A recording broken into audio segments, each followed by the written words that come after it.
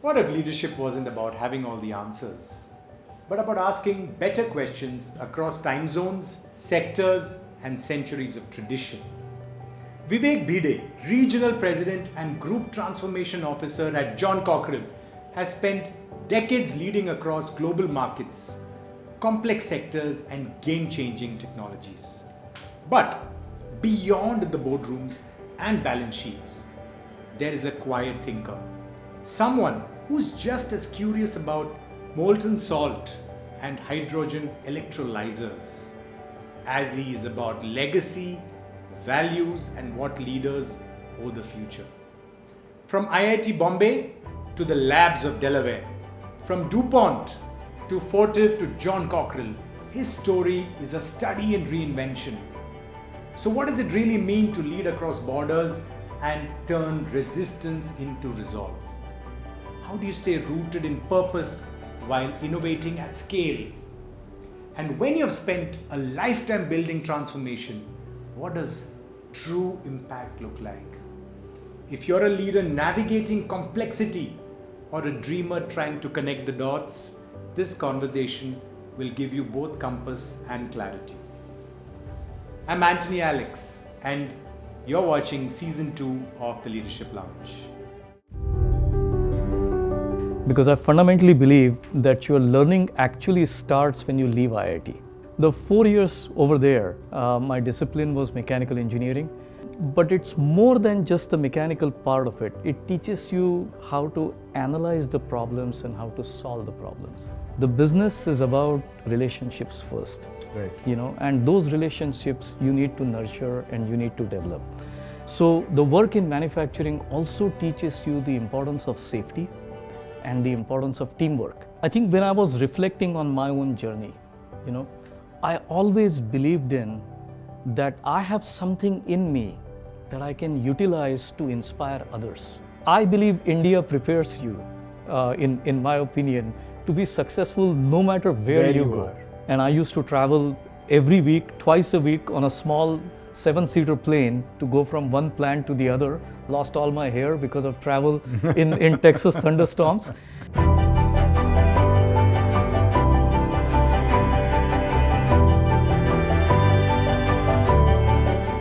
Welcome to the Leadership Lounge, Vivek.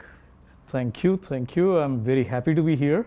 Likewise, really delighted to have you here. Based, on the previous conversations we had, I have a feeling that we're going to have a really interesting conversation today. Absolutely, I'm looking forward to it.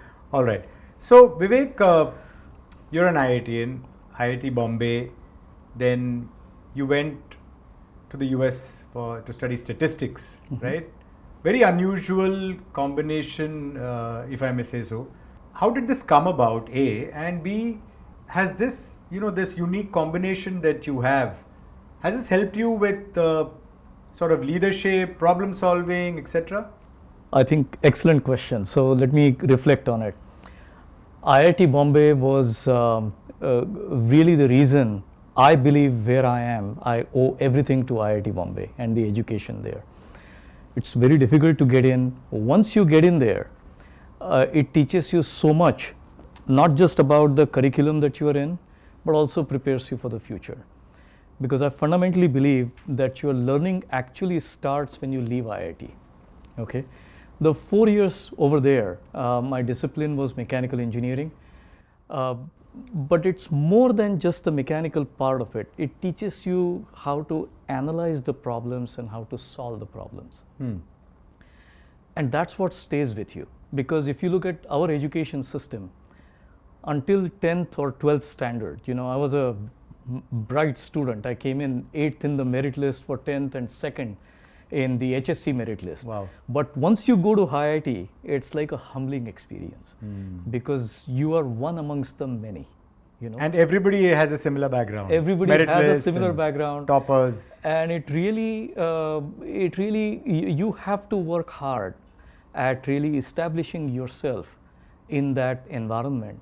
First of all, I grew up in Mumbai, so going to IIT Mumbai was just a few kilometers away. But from a protected environment to a hostile environment, that's where the first round of learning happens. And secondly, the method of education is so different. it's all about applications more than just the theory. So IIT to me was all about learning to solve problems, analyze the problem, break it, solve it, okay? And it does require multiple disciplines. You cannot really count on just the mechanical engineering to say I'll solve every problem using just the mechanical engineering principles. You really need to know a bit more about engineering. I left IIT to go to University of Delaware actually to study operations research, which, as you know, is the mathematical application to solve real world problems, because mathematics was something that I was really fond of, okay? University of Delaware again had the multidisciplinary approach, which allowed me to complete my coursework in operations research, but get me a degree in statistics. Now, statistics, it's about the probabilistic thinking. Sure. So you tend to evaluate what your options are and how do you weigh one option versus the other. It teaches you, in my opinion, how to deal with ambiguity in your mind. So if I compare and contrast, the IIT learning was more structured, analytical reasoning, logic, problem solving, whereas when you go and do something like statistics, which is what I did, it teaches a whole lot more about understanding probability, understanding options theory, and then weighing your options. And it helps in your leadership journey, in my opinion. Wonderful. Because you then try to strike the balance between a structured thinking versus an unstructured approach, or an approach that is deeply rooted in sort of dealing with ambiguity. So studying statistics is useful for those aspiring to be leaders. I think it is. It helped me. Do you apply it at home as well, or is it just at the workplace? The saying that we have in our house is, whatever you do in the office, don't bring your learnings back home, because at home, boss is someone totally different. Right, okay? That's true. Your stakeholder there is different, so absolutely. The the probabilities don't really matter. No. It's a single decision-making style at home. So Vivek, your stint at DuPont is particularly interesting, right? You've worked across multiple verticals, technology, manufacturing. You've even done some BD, right? Yes. Business development as well. Yes. Did this happen organically or by design? Did you actually push for this? And how did this help your, again, this is a leadership lounge, so yeah. You'll find that a lot of our orientation is towards your leadership journey. Yeah. So how did this help your leadership journey? Right. So just the way IIT played a crucial role, I think DuPont also played a very crucial role in my development as a leader. I started there using my knowledge of statistics as a mathematical modeler, okay, for the complex processes of DuPont. So I spent 6 years in Wilmington, Delaware in their technology division, okay. And this is where you get to talk to some of the most brilliant minds as far as technologies are concerned. These are the people who had developed such complex processes and molecules. When you think about DuPont, everybody knows nylon, everybody knows Kevlar, everybody knows, polyester. These are all the processes that the scientists there had developed, and I worked at the experimental station where all these DuPont fellows used to operate from. Wow. And it was quite a learning experience, because one thing that I took away from that experience was DuPont is a great technology company, and it thinks about the future and creating future businesses by investing in technology in the right way. And something about these scientists, at a personal level, they are all human beings just like you and me. They might have absolutely brilliant minds, but they are very simple human beings at the end of the day. That humility, of scientists and the curiosity, it always stayed with me. So that was my first experience of 6 years in technology. But then one day I told my boss, I really want to see more of DuPont. And until then, I thought DuPont was a technology company. So I was gladly shipped to Texas in the manufacturing environment. From Delaware? From Delaware. Okay, so I went from the second smallest state in the US to the second largest state in the US, okay, smack in the middle of summer. And I started my journey there as a mechanical engineer supporting a very complex manufacturing process. We used to make adipic acid, and hexamethylene diamine. These are the two ingredients to make nylon 6,6. So the chemical processes for that were there at the site where I started my journey. In Texas? In Texas, okay. And it was quite an interesting experience. Actually, I had a mentor at the time. His name was Howard Todd. He was the vice president of engineering. He called me into his office before I left Wilmington, Delaware, okay. And he said, Vivek, I'm going to give you an advice which I hope you take it seriously. There are 3 things that are going to work against you. Number 1, you're moving from corporate DuPont into a manufacturing world, okay? So people feel like at the corporate level, people are in ivory towers, whereas manufacturing is where the rubber meets the road and things happen, okay?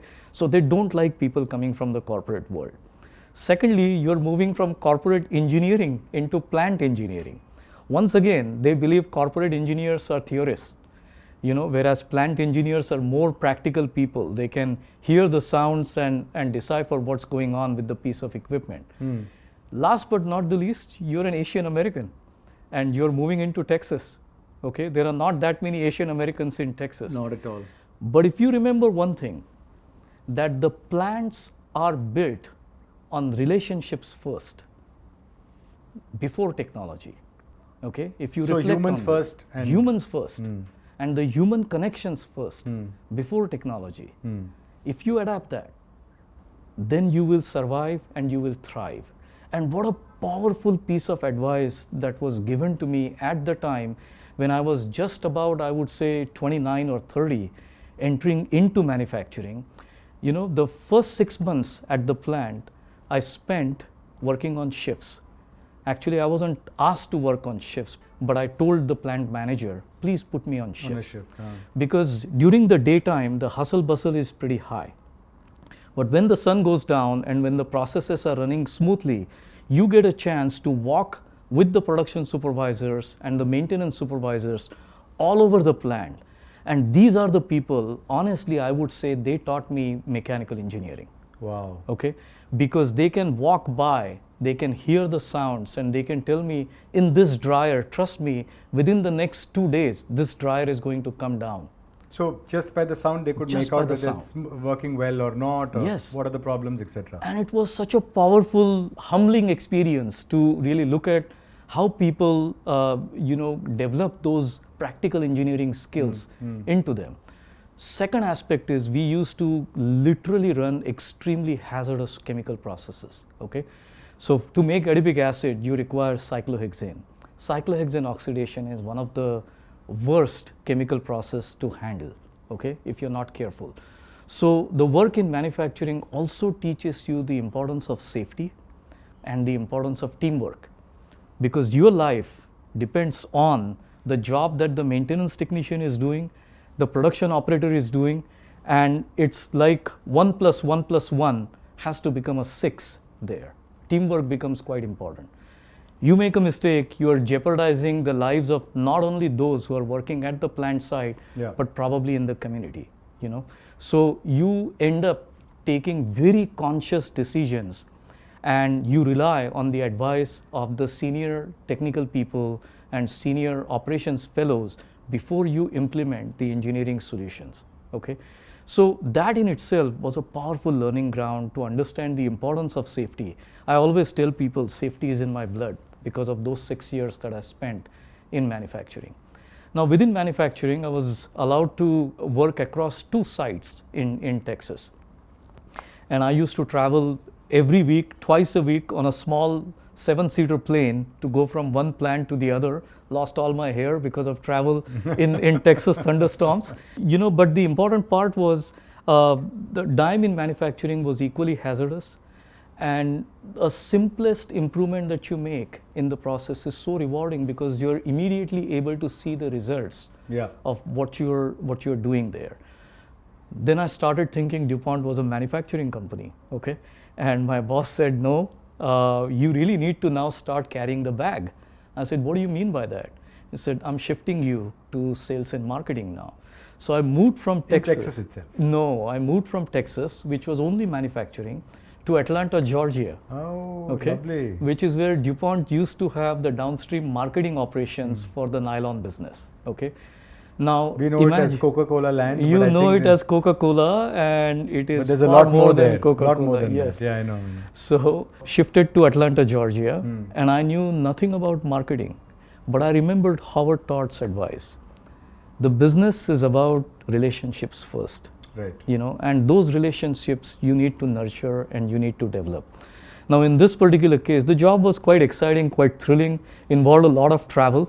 I was traveling all over US every week, and you're traveling much when the busiest airport in the world today is the Atlanta Hartsfield Jackson Airport. Right. And the security staff there starts knowing you and asks you again, sir, you know that you're really traveling a lot. But I hope you had bigger flights to travel Absolutely. on, not the These seven-seaters, right? These were much bigger flights, and you get to tune your body before the plane takes off. You fall asleep, and by the time you land, you're up. But nonetheless, I think in this particular job, learn the real importance of customers and understanding who your customers are and how do you connect with the customers. Because my job was quite interesting. I was a market segment leader for the nylon 6/6 business in the healthcare segment. Right. So I had to visit hospitals, I had to visit doctors' clinics, I had to visit architects and designers who would design carpets for the healthcare facilities, including assisted living centers and nursing homes and all that jazz. So I spent a lot of time traveling around, meeting architects and designers in understanding how do they look at the world. I have to tell you a funny story. I even made them, put me on a stretcher and take me inside a hospital. So while I'm looking up, I'm also feeling the bumps and how on the flooring. On the flooring. Okay, so the choice of flooring, the noises that you hear, how does that impact, a person's, recovery process? Of course, okay, of course. And carpet plays a huge role in my mind. And so those 6 years in Atlanta, Georgia, were all about getting closer to the customers, bringing the feedback from the marketplace, and then redesigning your products or enhancing your products. So DuPont was then about sales and marketing for me.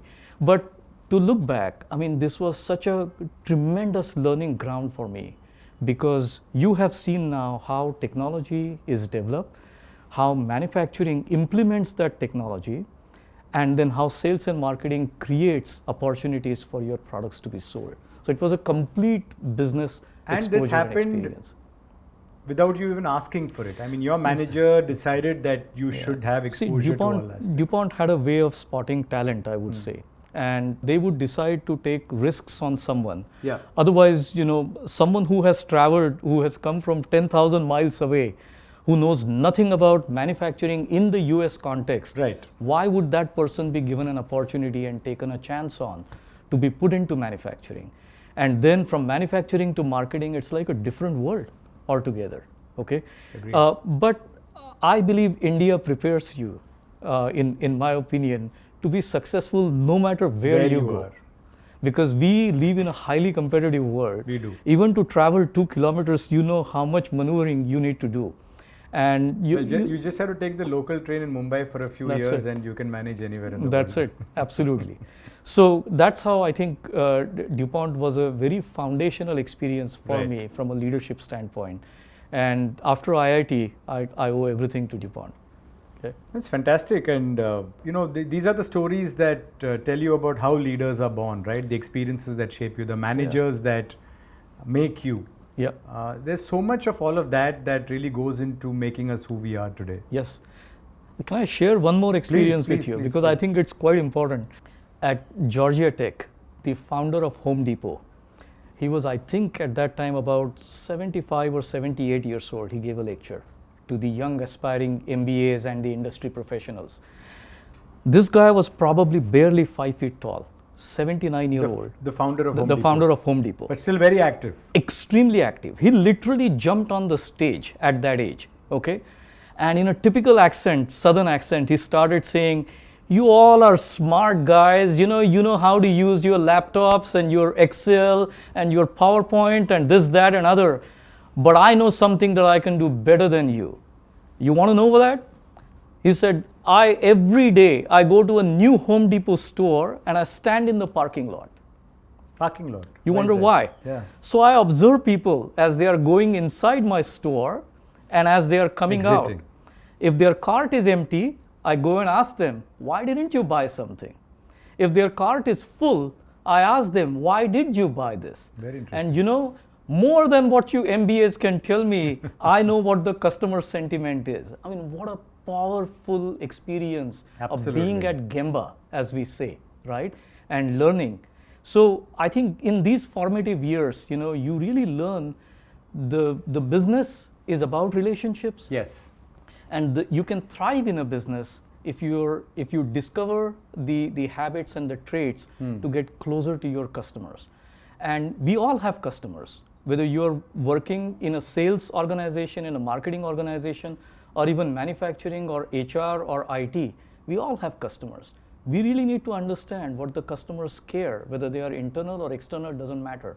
And we need to deliver our offerings far better than what our competitors would do.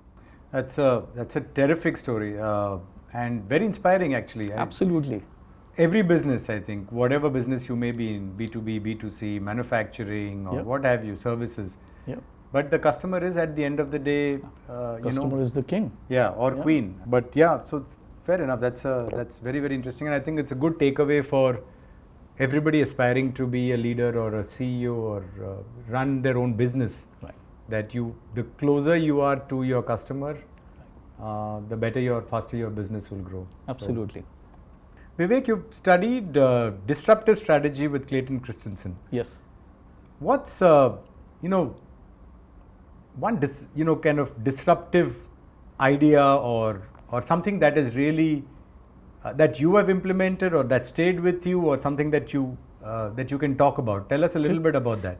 So Clayton Christensen was a faculty at Harvard Business School, okay, and was very famous for this book called as The Innovator's Dilemma. You know, and the dilemma that he talks about is, why do companies fail even after doing everything right? Right. You might have ticked all the boxes, but you're still failing. And why is that? And that's because his theory was that you only end up focusing on generating short-term value and short-term profits, and not take enough of a time to understand how to create value for the long term. And so he described, there was a beautiful concept called as jobs to be done. Jobs to be done. Jobs to be done. Okay? If you're selling a car, you may think, if you think that your job is to just sell the car, you're only focusing on the short-term value creation. But if you know your customer well, you know, at a personal level, and you think about, why is that customer interested in buying that vehicle? What is the psychological job to be done? What is the real drive in that customer's mind? And if you understand that, and do not talk to just the same set of customers that you're always talking to, but also talk to the non-buyers, like the Home Depot founder was saying, yeah. right? And try to understand the real motivation behind them coming after your products or buying your products. I think you can start designing something that helps create the long-term value. Okay, so Christensen did a phenomenal job, and he talks about how do we create disruption in the marketplace. Okay, so when you think about it, in the business world, we always talk about strategizing. You know, your strategy is nothing else but a competitive strategy. Okay, and competitive strategy has to be about differentiation. Right.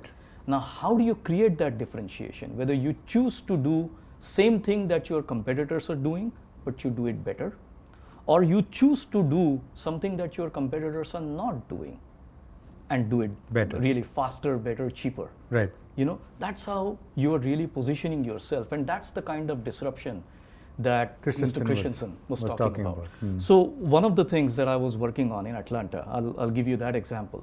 In the carpet business, DuPont's Stainmaster brand was extremely powerful, extremely popular. This is the stain remover. This is the carpet is very easy to maintain. Yeah. Okay. So what we tried to do is, we tried to use the same chemistry and try to improve the paint formulations that would go onto the walls. Right. Okay, and rebrand them as Stainmaster paints. Okay, so you go and talk to a housewife who is your real customer when you think about interiors of a house, and she wants her house to look always clean and beautiful because it reflects her personality. Okay, in spite of having kids around and putting drawings on the wall or putting their hands, it should be very easy to maintain. And the Stainmaster paint offered you that value proposition, you know. So that was one example of what we tried to do there. Wonderful. I think really some real learning opportunities, right? I mean, one of the things, I mean, I guess this is the reason why Harvard or similar institutions are much sought after sort of temples of learning, if you will, simply because of the kind of faculty that you get access to and the kind of learning that you take from there and then you apply it in the real world and you instantly see results the way you've done it. You, of course, like a lot of other Indians as well, have had the sort of opportunity to work in both India and in the US, right? And there is something to be said about Indians who've studied here, then go to the US, get some really significant experience, and then come back and sort of apply that here, and then, you know, the growth as a professional keeps happening. You know, one of the objectives of the Leadership Lounge is to sort of really give tangible takeaways for our viewers, right? So that they can learn from watching and hearing leaders like you. What would you say? I mean, the importance of cross collaboration cannot be overstated, right? It's clearly something every leader, or rather every aspiring leader, needs to figure out, especially in today's very integrated world that we live in. Mm-hmm. So if you could talk a little bit more about what your takeaways were in terms of cross collaboration, being in India, being in the US, coming back to India, the merits, and, you know, really how should young professionals look at it as stepping stone to success, to leadership, and so on and so forth. Okay. I think that's a very deep question. What I would like to do is point out certain cultural nuances that, in my opinion, what I have experienced in the US versus what exists in India. In the US, there is a lot more emphasis on innovation, the disruption part that I talked to you about, yes, which I got to experience very closely when I was working with DuPont, for example. There is also something to be said about vision, creating a vision, okay? And performance-driven culture is yes. something that I have taken away from US. And it's extremely important that you perform and you get measured for your performance, and the entire organization is built on meritocracy, okay? Now, transition to India, here it's more about authority and along with empathy, I would say. If you combine your authority with your empathy skills, yeah, then you can succeed, because it's still more of a paternalistic, you know, culture to a certain extent, and you tolerate a few things in this particular culture. So greater tolerance than in maybe in the US or absolutely. in Europe, in the Western world, let's say. Absolutely. And India is a lot more tolerant. India, I think, is a lot more tolerant. Okay. Now, in your formative years, when you work with a company like DuPont or any other company that has very strong value system, so safety I gave you example of. Yes. But ethics and integrity was another part which was very, very strong in the US. Okay, extremely strong. And I would say that sticks with you. Okay, obviously you need to have that as a part of your upbringing as well. But then if you have it, the culture in the US is such that it will celebrate your successes with you, you know, which are really within those value systems. Okay, as long as the success is achieved without violating the basic norms. Okay, I think when you come to India with that kind of an experience from the US, you find tremendous talent in India. I think for every single person that I have worked with in the US, I can probably find 5 more people, okay, who are as equally talented. But then you're missing something. And that part also has to do with your ability to really communicate, and communicate in an assertive manner, okay, which today India is doing, but 20 years ago or 30 years ago, it was a different India. It was a very different India at that time. Mm-hmm. Okay, I mean, I have to tell you this story also. I moved back to India because of personal reasons. My mother's health wasn't great. And being the elder son, I felt like I needed to come back to India because I unsuccessfully tried to convince my parents. I even tried to move lock to the them. US? Yeah, to move to the US. They were there at least 6 or 8 times, but they never wanted to settle down. So we decided that we would move back to India. That's common for many of that generation, right? They, Right. At the end of the day, want to be back home in India. Exactly. When I was trying to come back to India, what happened was the interviews that I was appearing for, they said, you have a fantastic background. You worked for a company like DuPont, which has innovation in its vein. It's a 200-plus-year-old company. And for a company to survive that long, you must have done something right. Right. You have tremendous background in technology, in manufacturing, in sales and marketing. But you know what? You don't have experience of working in India. Ah. Okay. So India was changing. By the time I was coming back in 2008, I felt like this is a different India. Fortunately for me, DuPont sent me back here, and I managed to join DuPont again. So there was a common thread around importance of safety, importance of ethics, and importance of performance-driven culture, which helped me, sort of ease into the Indian ethos at the time. So Delaware, Texas, Georgia, and then back now to back Amchi, to Mumbai. Amchi, Mumbai. Yes. Very interesting. Vivek, today we are seeing, from the time you sort of went overseas and came back, even the trend is continuing. A lot of good, solid Indian talent is going overseas, becoming leaders, either there or back in India. And in India also, there are so many opportunities with GCCs and capability centers where there are so many leaders that are managing those kind of organizations.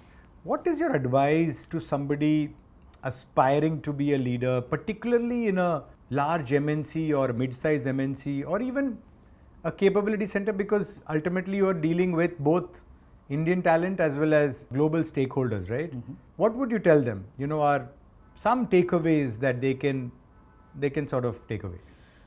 So look, I think first you have to be honest with yourself. Why do you want to be a leader? Sure. What's wrong with being a follower? Okay. Because a good leader also is a good follower, sure. and vice versa. It requires a lot of introspection, in my opinion. Okay, my feeling is everybody's definition of success is very unique. Sure. Some people define success by the titles that they have. Uh-huh. Some people define success by the networks that they maintain. Mm-hmm. Some people by the materialistic possessions that you have. Correct. Okay, which car you're driving, where is your house, is it a gated community, has all the amenities, yes. It's all about material success. And some people are motivated by money, by position. You have to really ask yourself, what is it that you're truly motivated by? I think when I was reflecting on my own journey, I always believed in that I have something in me that I can utilize to inspire others. Inspire others to do more. Sure. Okay? And to me, that's what leadership is all about. It's your ability to really, as I told you, 1 + 1 + 1, if it remains a 3 or a 2, you're not doing really your job as an effective leader. It has to be a 6 or a more. Okay? So the ability to inspire others is extremely important. Now, how do you get that into you? Okay, one has to think about, you need to have that degree of confidence in yourself, in your own abilities, because nobody else will have that but you. If you're not confident about yourself, then forget about getting into a leadership role. It will be visible to people. Secondly, if you're not able to articulate what your vision is like, why such an organization should exist, why should customers continue to buy for 200 years, from a company like DuPont. If you're not able to articulate that, you will not be successful. So to become an effective leader, I think you need to really have in yourself a couple of things. Ability to challenge the thinking of the people around you. It's extremely important. Okay? And you have to be able to do that without really insulting anybody, but you have to be able to do that in a manner that you're bringing the best ideas to the table. Okay? Right. So challenging the thinking process is a very important characteristics of a leader. Second is inspiring what I call as a shared vision. Okay. Okay? You need to, the job of a leader, in my opinion, is to create hope for the future. And it's a realistic hope that one needs to create, but you need to get the troops to rally around. They need to buy in. They need to buy in. They need to be a part of developing that vision. Sure. And they need to buy into that process, and they need to trust you that you will be there with them every step of the way as you're trying to implement and make those changes. So how do you inspire a shared vision? Okay? Enabling people to really do more also requires training. In my mind, leadership and learning are inseparable. As a leader, you must have the continuous ability to learn. You have to learn something every day. And I will give you another example. This is something I learned from my mother. Okay? My mother lost her parents at very early age when she was 7 years old. So she grew up with her uncle and the larger family there. But as it would happen in those times, even though she wanted to learn more, she was married at the age of 21. Okay? After she had 2 boys, then she went back to school. Okay. And she got her bachelor's in economics. So she was determined to do that She was determined at some to do point that. of time in her life. And what she constantly used to tell me and my brother is you have to learn something every day. Because you know what, if you don't keep learning, you're not going to last longer. Okay? So leaders also, in my opinion, you need to be able to learn something every day, and you need to enable people that are with you in order to do better. And you're following that even today? Even today. Even today. Okay, I will come back to how I set my own weekly goals, but Sure. but there will be an example around that. Okay, so challenging the process, inspiring a vision, a shared vision, enabling people to really act, because once they act on something, if they get their hands dirty, as we say, okay, they will remember that far more than just listening to a theory and not implementing it ever. The fourth characteristics of a leader is to model the way. You know, you have to be a role model. You have to walk the talk. Trust me, it's the same whether you're in India or Europe or in the US. People are watching you. Just by the very nature of your position, you know, people are forming opinions of you. So if you're not modeling the right kind of behavior, you know, on one hand, if I keep talking about ethics and safety, and on the other hand, when I sit in the car, I don't even put the seatbelt on. I'm not really modeling the right kind of a behavior. Yep. As simple as that. Okay? So you have to constantly be modeling the right kind of behavior that you want to see in the organization. And last but not the least, the old adage, be the change you want to see, is absolutely very true in all instances. Yes. Right? And last but not the least, I think celebrate with people. You know, today, the small wins, the big wins. The small wins, the big wins, build that sense of camaraderie, you know, amongst the team, so that the team wants to work with you and wants to stay with you. Okay? Because at the end of the day, once again, when you are a leader, your contributions are not your individual contributions, but your team's contributions actually make you a successful leader or Very not. true. Okay? Very true.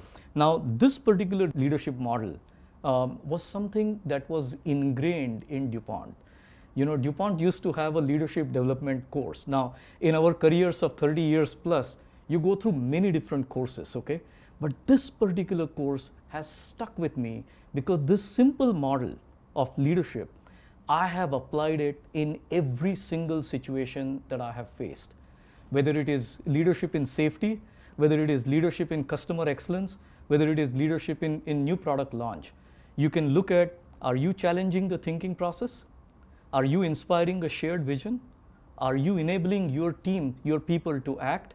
Are you modeling the way? And are you really celebrating with your team? If you do this, I think nothing can stop you. Nothing can stop you, in my opinion. So one of the things that I think we were talking, but the transition from a technology, manufacturing, sales and marketing. Sales and marketing for me was in fibers business. But when I moved back to India, I was given responsibility for the polymers business. Now, I knew nothing about polymers or polymers value chain other than the fact that nylon is a polymer. But the polymers that we were selling in India were very different, right? Then I moved into titanium dioxide, which is a pigment, and it's a big business for us. Then from there, when I left DuPont, I moved into the fuel pumps business. And then I moved into a steel That's Fortive business. India. Yes, that's Fortive. And now into steel.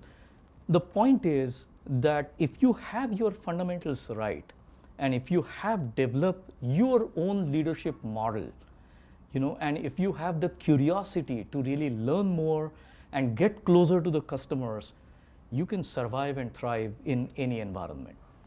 Wow, that's, it's stuff that, you've heard before, but, when you actually put that in the context of how it applies in the day-to-day life of a professional, it really resonates and makes so much sense. So thank you for sharing that. Okay.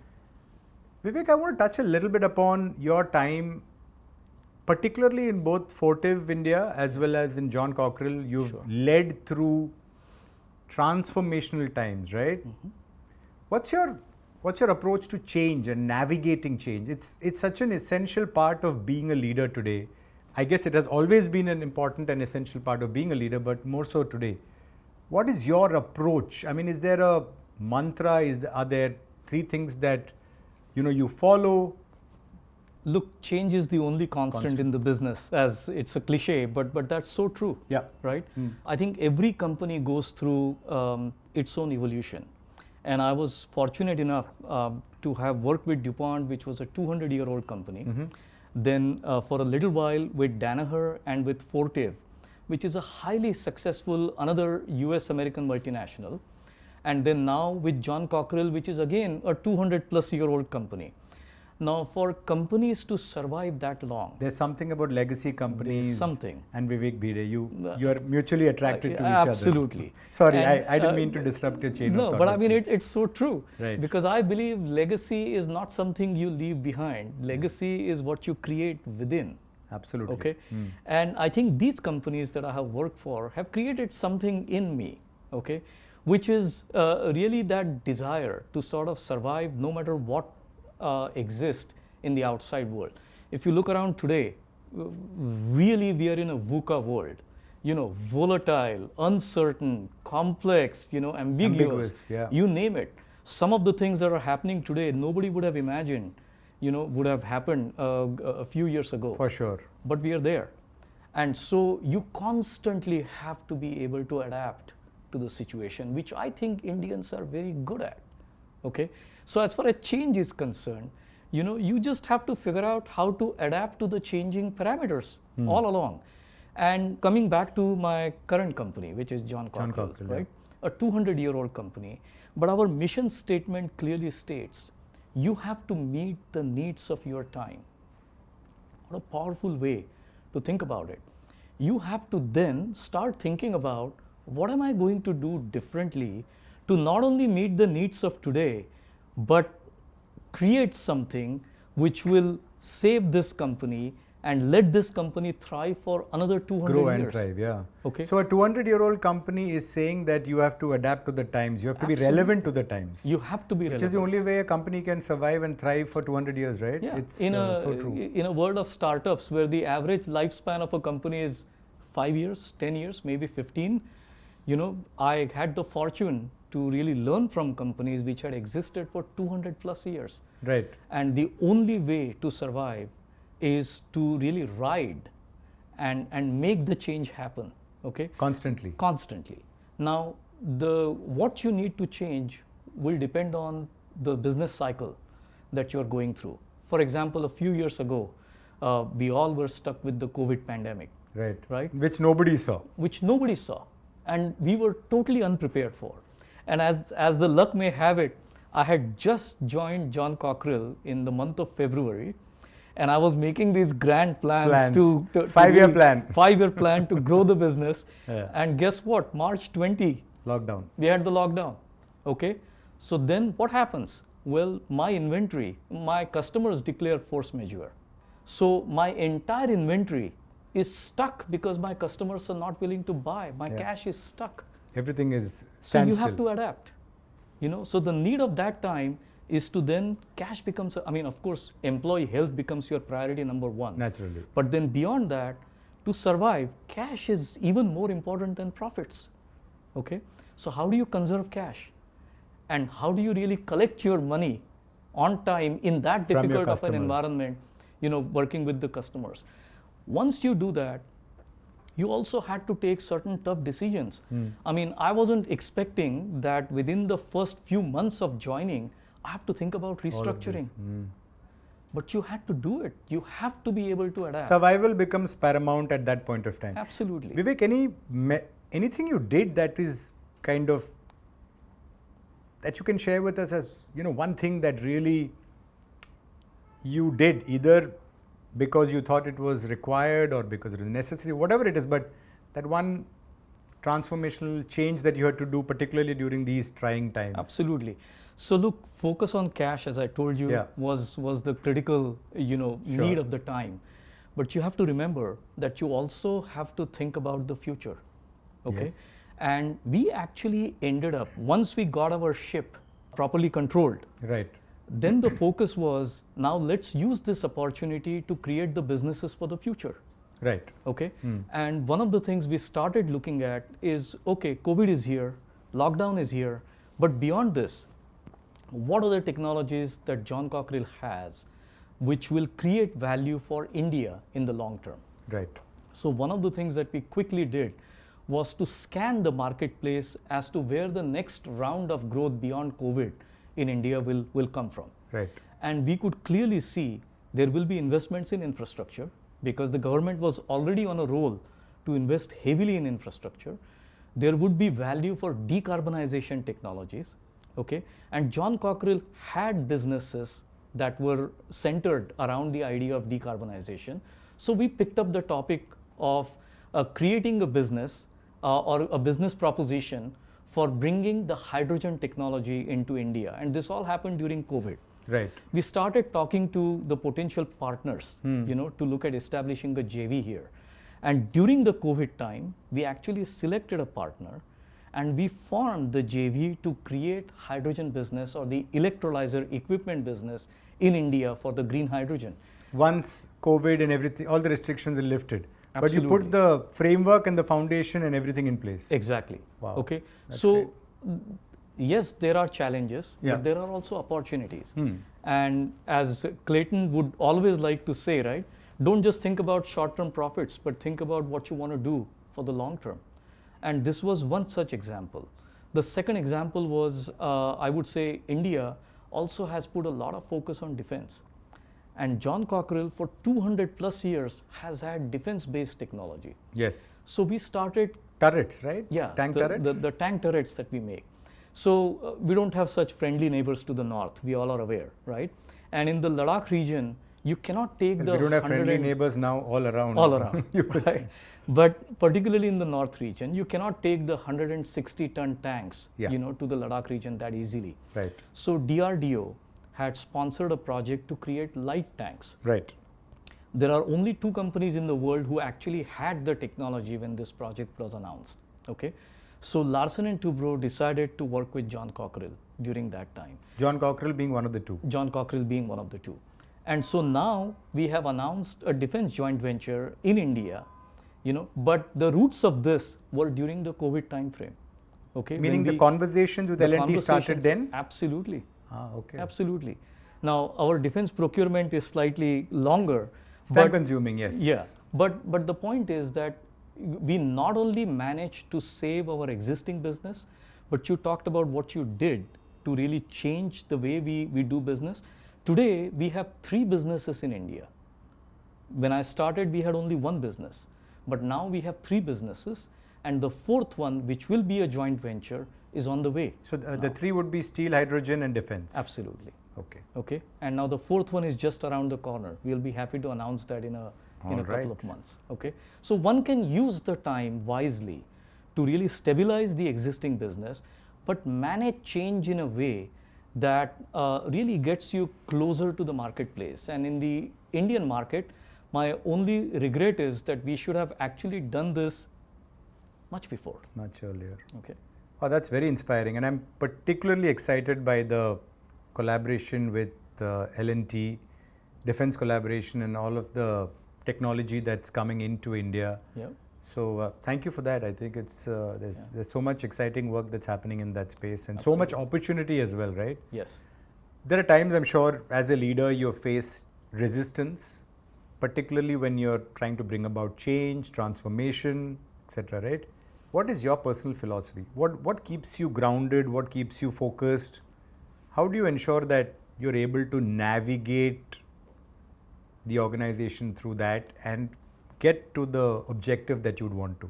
So look, first you have to be convinced that that change is deeply rooted in the value system of the organization, okay, that it is not going to violate any of the basic values that the organization stands for. Okay. That's number one.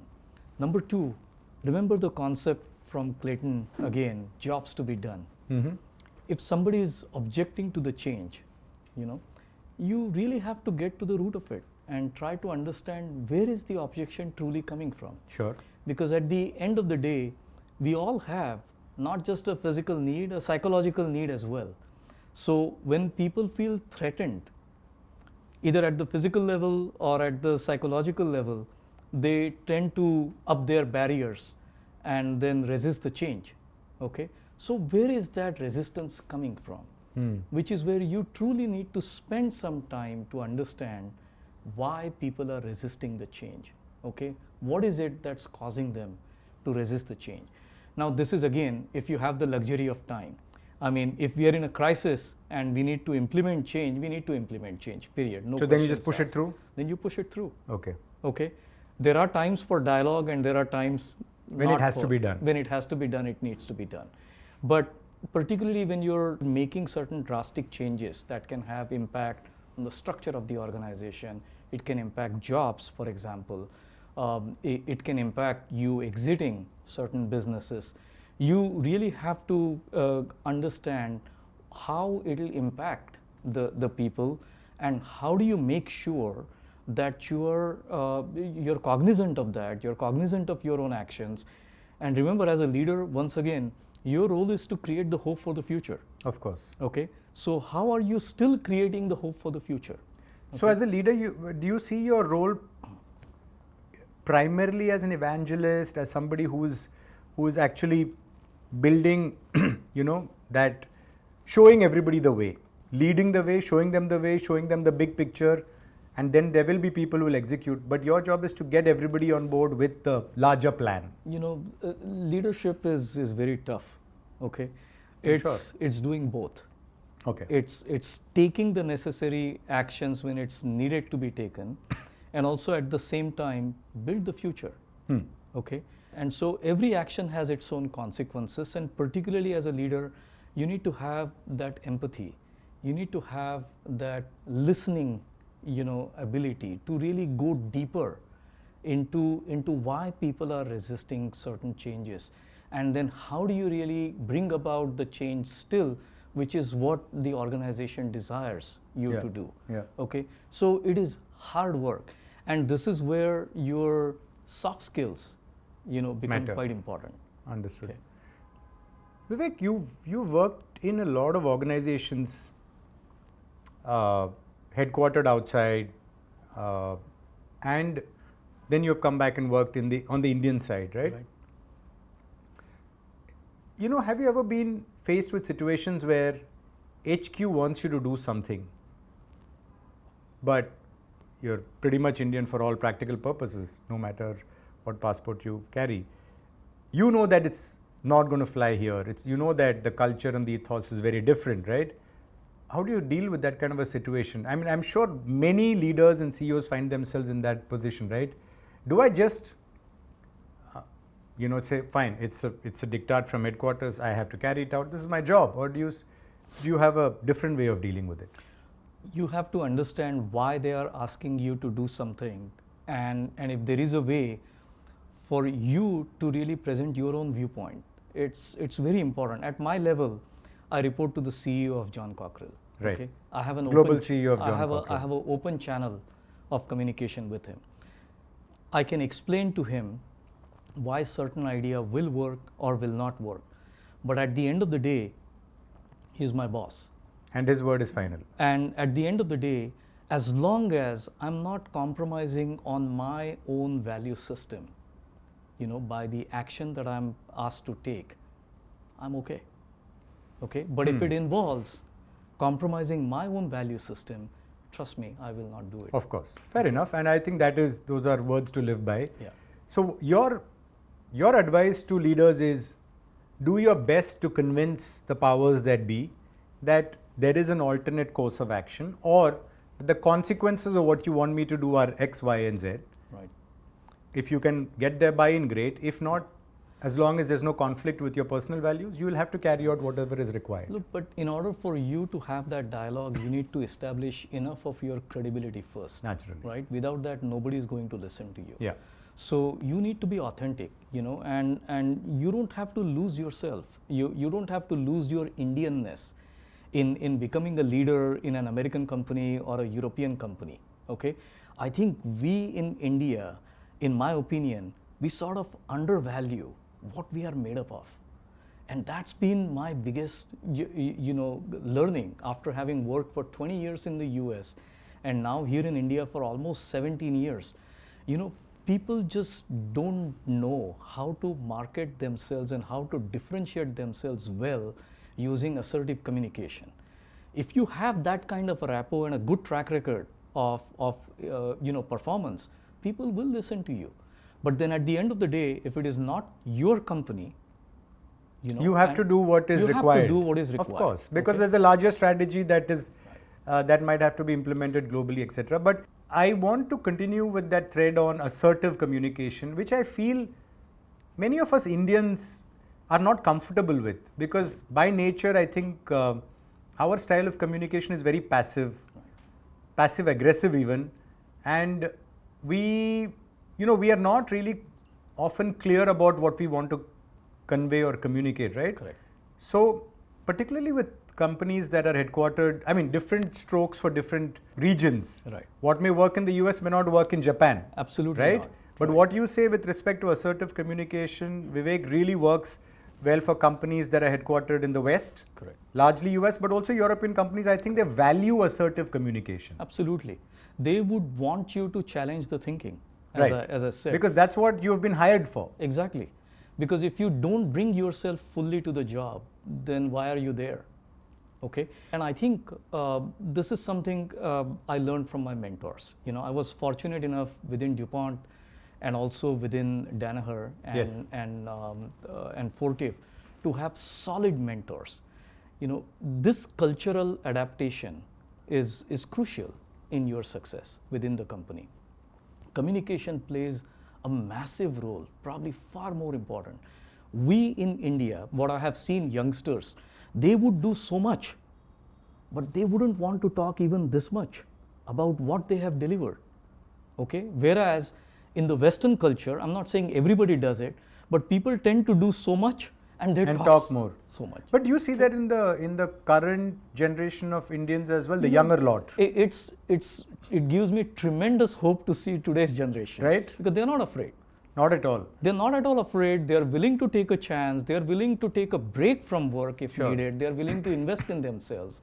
Okay, and sort of prepare themselves in a very different way. So there is hope. Okay. Wonderful. But I genuinely believe that if I didn't have the mentors at the right stage in my career, I would have probably followed the same trend. You keep on working without really talking and hoping that your bosses are taking care of your own needs. Right. But there is a balance that one needs to strike.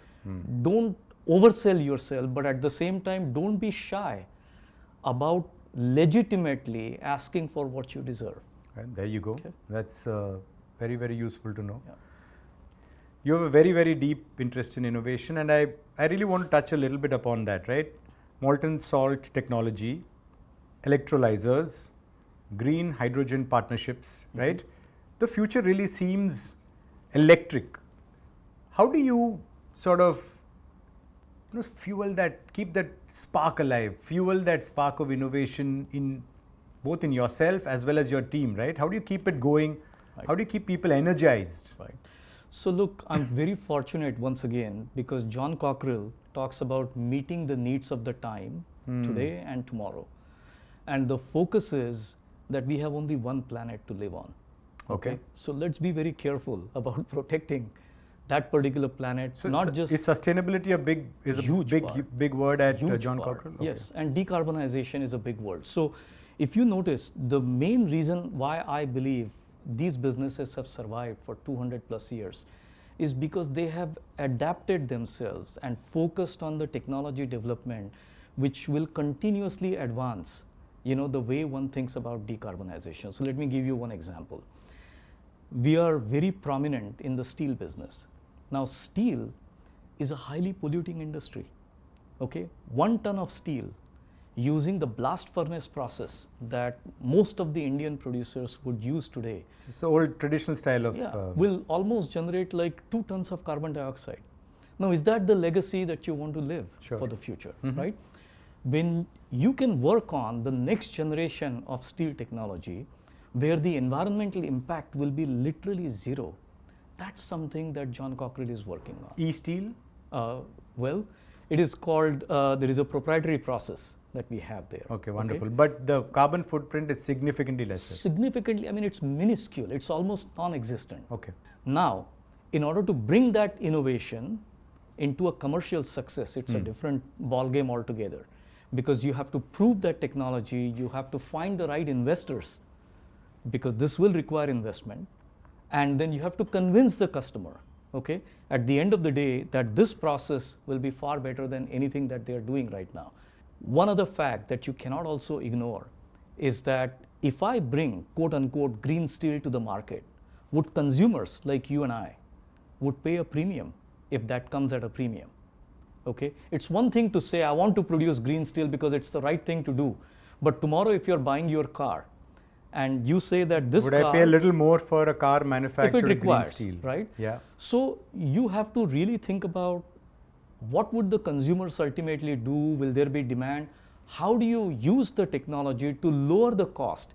It's the game of achieving the scale. With scale, you can get the cost down significantly. Correct. So that's what John Cockerill has been doing. Okay, Wow. so we are investing in future technologies. So green steel would be one such focus area for us. In the case of hydrogen, now India also has National Green Hydrogen Mission. Idea is very simple. You use hydrogen everywhere. You use it in refining, you use it in fertilizer making, you use it in mobility applications.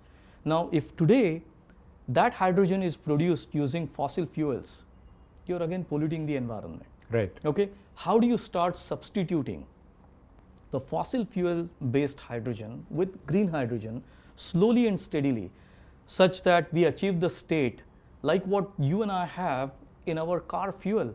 Today, do you worry about how much ethanol content is there in every liter of petrol that you buy? You don't. No. Well, when it started, everybody was concerned, right? But now you have the scale, and now you have ways of making it even with 20% blend without affecting. But today we're at 5%, or you can go even higher today. higher? Okay. Okay. Same way, I think green hydrogen technologies will come. Okay. What you need to do is it has to be businesses who are willing to invest in the technologies, Right. and the policy makers helping create a demand for that. It's very important. At the end of the day, when I go to the market to get financing for my ideas, the banks are still thinking in a traditional way. Yes. They're still saying, show me the demand, show me your contracts. If I don't have the contracts, then it's like they're taking me for my belief in that technology to succeed. Okay? If the policymakers really create policies that will create demand for these technologies, stuff will start to happen very, very quickly. Okay? So we believe in decarbonization at our core. And I think that's the right thing to do to save the planet, for future generations in the same way that we are able We have to an enjoy obligation. today. We have an obligation there. Vivek, what is the one innovation or industry that you think will really redefine the future? What do you see happening in the next 20 years that if you had a crystal ball, Wow. what would you say? So I don't have the crystal ball, but I like to learn, and what I'm leaning more and more towards is the use of Gen AI, how that will shape every industry Right. that we are seeing. The nature of the work will change. In the US, you're already beginning to see the impact. Microsoft just announced a layoff of 9,000 people, and others are coming around. And these are IT companies which are actually investing in AI and machine learning, for the future. But they know that the job of the future is going to be very, very different. What one needs to do, in my mind, is to really understand this disruptive paradigm shift. If you're in legal, today, I can put my legal argument, my counterparty's legal argument to Feed AI it into judge, a machine, and you'll get the judge. and then figure out. Yes, absolutely. So, what would be the job of the lawyers of the future? Yes. Okay. What would be the jobs of the media persons of the future? What would be the job of the technologists of the future? Okay. Unless we really figure out a way to continuously improve ourselves and keep learning new things, I still believe human intelligence is far superior than artificial intelligence, and I know we can do that, but AI will have a transformative impact in every aspect of life. Today, for example, when I design a new process, I usually go back to my library of references, like if I'm supplying a continuous annealing line or a galvanizing line to Tata, I go back to all the annealing line designs that I have done, Sure. or galvanizing line designs. Tomorrow I can feed that to an AI engine, and it can create options for me. It can create designs for me. How would that impact the way I'm creating engineering centers here in India, right? So we have to learn to really ride this wave in a manner that is better than what our competition would do. Okay. Fair enough. Vivek, do you see a lot of pain before things start to get better in terms of retraining, reskilling? Like, the 9,000 jobs lost, right, at Microsoft. It's just a sign of the times to come. So, Yes. will reskilling help us get to a point where more humans can be employed, or are we looking at a steep drop for the next few years before things start to pick up? Humans are always smarter than the machines, okay? So you're a techno-optimist. I am an optimist to the core. And the future generations, will figure out a way to really ride this wave too, in my opinion. There will be some pains along the way, okay? But I think we are adaptive. Just like Indians, as I have been saying, we know how to figure out how to thrive and survive, right? We'll do it. Fantastic. So, Vivek, I want to now focus a little bit on the philanthropist in you, right? You're deeply involved with the Rotary Yes. and multiple other charitable initiatives. Do you believe that this has also shaped your leadership philosophy in some way, planet and purpose and people and so on and so forth? Absolutely, it does. There is a very popular book in the US called Halftime. Okay, I think if you haven't read it, I would encourage you to pick up a copy. Who's the author? Don't ask me, don't quote me on that. But it was a very successful CEO of an IT company. Okay. Okay. So during the Y2K, period, he was just in his late 20s, highly successful, but he was still not happy. Okay. Okay, and he took a break. He was successful CEO of his IT company. He decided to take a break and introspect. And what he came back with was very phenomenal, in my opinion. He said, there is a time when you're on a journey towards success. And as we discussed, different people define success in a different way. Okay, for some people it is material, it is position, it is something else, right? There comes a time which he calls as a halftime, which is a very popular concept in any of the US games. Yeah, right? games, basketball or soccer, football, whatever. Yeah. You're marching towards that journey towards success, but you're still not happy. And then you begin, after that halftime, journey towards significance in life. And then you think about what brings significance to my life. Okay? I have gone through that journey. And I genuinely believe I don't measure success in dollars and cents. Otherwise, I would have never moved back to India. Right. Okay. I think there is something more fundamental, and that is we all are here to really service the humanity. And that's what organizations like Rotary Club, they do. There are others too, which do it in a very big way. But it adds that component to your thinking and your own growth. And then you feel like you're moving towards significance in life. Okay. So if you ask me, Antony, my definition of success today is very different compared to maybe how I was 25 years ago. Today I focus on, am I at peace with myself? Do I have good health? And do I have love of family and friends? It's really peace, health, and love. These are paramount importance to me, and I will not compromise these at any cost.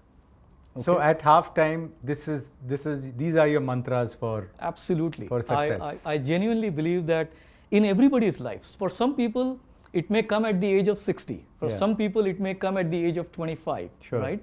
But everybody goes through this particular cycle. Am I moving towards only success, or am I moving towards significance in life? And I think I genuinely believe I have been given more than what I deserve. And it's my time to really give back, probably far more. Pay it forward or give back to society. Absolutely. As much as you can. Absolutely. So Vivek, staying with the theme, today ESG, sustainability, all of that are real buzzwords, right? Because again, I think we keep coming back to planet, right? Although we keep saying we only have one planet, but of course, Musk has its way, we probably will have another one to add to that list. But yeah, as of now, we only have this one beautiful planet. How do you ensure that, the government of the day can always regulate and, pass laws around it, but how do you ensure that it is more than a tick the box exercise that corporates do, right? How can we ensure there's real meaning to these buzzwords like ESG and sustainability, particularly in the Indian context? Right. So my thinking around this always is, don't go for always a big program. Start with smaller actions. Small steps. Small steps. And imagine the power of small steps. This is what Danaher taught me. Okay. I'll give you a simple case and then we'll relate it to the ESG example. Danaher was a firm believer in the philosophy of continuous improvement. Okay. The basic premise in that company is anything can be improved. Really? Yes. So you never reach a stage of perfection? You have to have a healthy dissatisfaction with status quo. Okay. And say that you can improve it even further. Okay. The way they would approach it is, if you have 6,000 employees in the company, imagine if you're trying to do your job slightly better than yesterday. Okay, and if all 6,000 employees have that philosophy, wouldn't the company look different? Absolutely. Just look at Danaher's stock and you would know how this plays in real world. Okay, now let's bring it to the example of ESG. Yes, it will help if there are larger programs that everybody signs up for, but we operate in a democratic environment, right? And you know how difficult it is to really manage the vested interest of different parties. Sure. But then what do? Well, as a company, one can still focus on investing in technologies that will create the right kind of environment for the future. But at an individual level, what are we doing differently? When you leave this room, do you turn off the lights? Take a little action. Okay. So as an individual, take small steps. Yes. But even as a corporate or as a leader, also start small, but it can build into something big. I think what you have control over is yourself. Right. Okay. And once again, if you go back to, leading by example. Yes. The smaller steps that you take, people tend to follow. Sure. Okay. Yes. Even in terms of governance, it's very important that no matter what people think about India, one can operate with a focus on ethics and compliance in India as well. Okay. Yes. You need to start by taking certain bold actions and say, I'm saying no to corruption. Okay. It's a fact of life, but I'm saying no to it. If every individual took that step. Every individual took that step, imagine what would happen. The change. And I can tell you today with confidence, Antony, that In the last 17 years that I'm back here in India, Yes. I didn't have to pay a single rupee in bribe to get anything done, either for DuPont or for Danaher or for John Cockerill. That's incredible. It didn't mean that I didn't face difficulties. I did. But Might have also taken you a little longer to get things done. Absolutely. But you have to stand for something. Okay? And I think this again goes back to my dad. He was a school teacher and a principal. He had only 4 white shirts. Okay? And his cabin had glass doors. And he would say, Vivek, your most important asset is your character. Yes. Never let any iota of doubt in anybody's mind about your ethics and compliance in your character. You can operate that way. Okay? So it's not about a big program. It really starts with us. What difference am I going to make through my little own actions? I don't care about how it plays out in the larger world, but at least I sleep very peacefully. I think that's very important, Vivek. I mean, all the money in the world can't compensate for good health and good sleep. And I mean, those are essentially what you really are earning for, right? Yes. To have a good quality of life where you're able to sleep peacefully at night With your without worrying. conscience clear. Right? Absolutely, absolutely. So Vivek, as we round off this segment, I'd like to just ask you, what does legacy mean to you, both personally and professionally? See, I'm not that old enough to really start thinking about legacy, but as I mentioned to you, I think every professional can think about what legacy is not something that you leave behind, but what you leave within the people that you work with. All right. For me, what's most important is if I have really inspired somebody to do far bigger, if I have really inspired somebody to recognize their own potential Yes. and do much better, okay, that's legacy for me. I don't go for anything else. So my job as a leader, it's really all about recognizing the potential, developing that potential, and then creating an environment where people can flourish. Wonderful. And that would be my legacy. All right, Vivek. So we are now moving into a very interesting segment. We call it the rapid fire for the lack of any other innovative term, but I think we'll come up with something more interesting soon. Okay. This is going to require you to be spontaneous, to be quick. Don't overthink. Whatever comes to mind first, just say it. Okay. Okay? All right. So there'll be about 7-8 questions. Just I'll shoot them at you and you just wave them off with spontaneity. All right. Need a Kevlar jacket or something? No Kevlar jacket required. All right, go for it. Okay. One leadership quote you live by. Leadership is about growing inside out, by Swami Vivekananda. Wow. Okay. Very good. First job you ever did, even if it's something that's not in your CV or public domain. I was an intern at Godrej in the locks manufacturing factory for my BTech project, actually. During your IIT days? During my IIT days. That was the first job. Okay.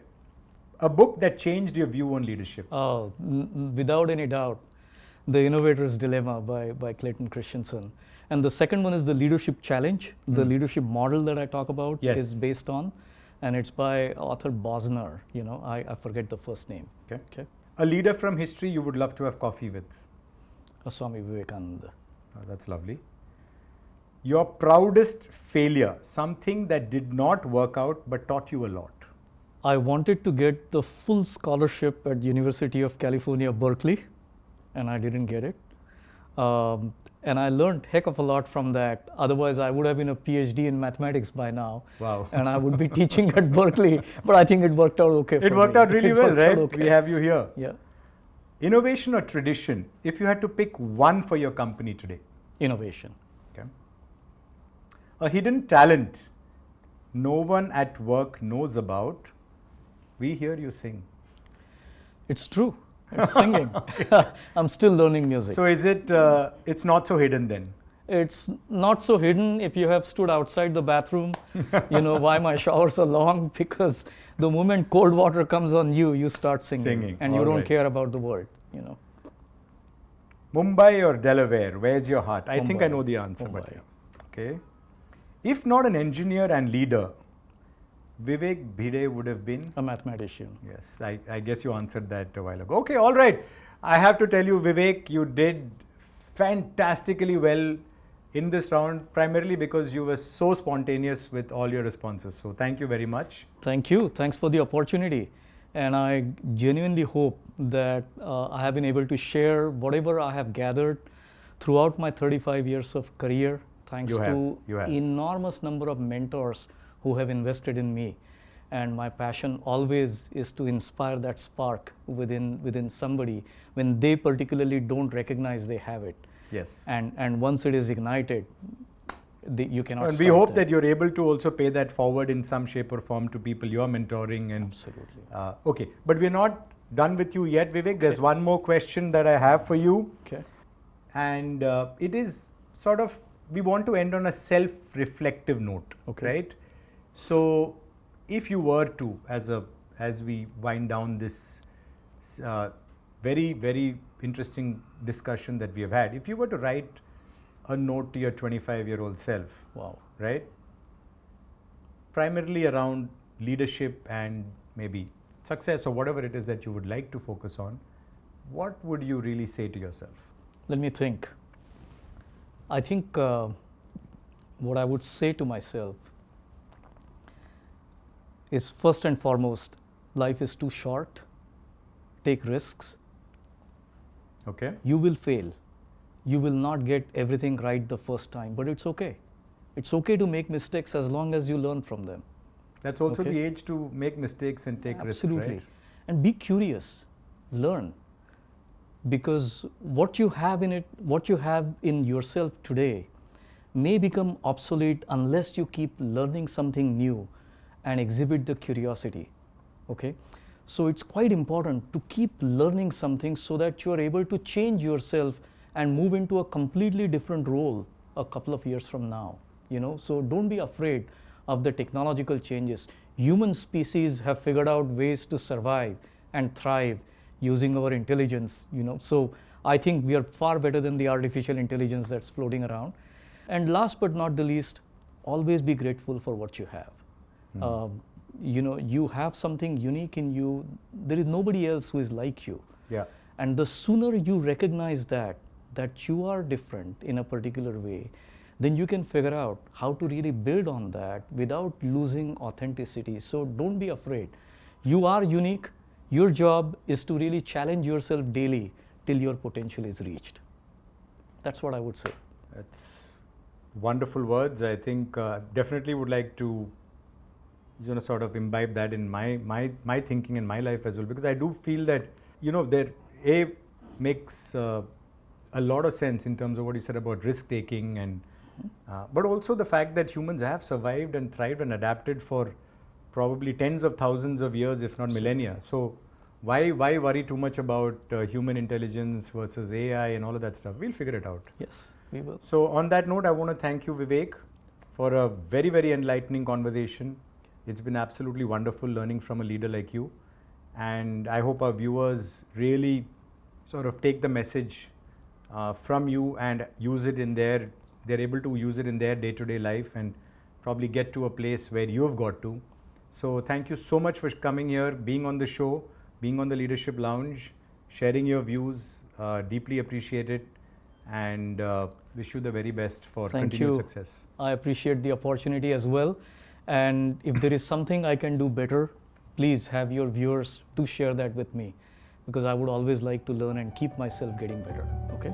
Thank you so much. Thank you. Thank you very much. Okay. Yeah.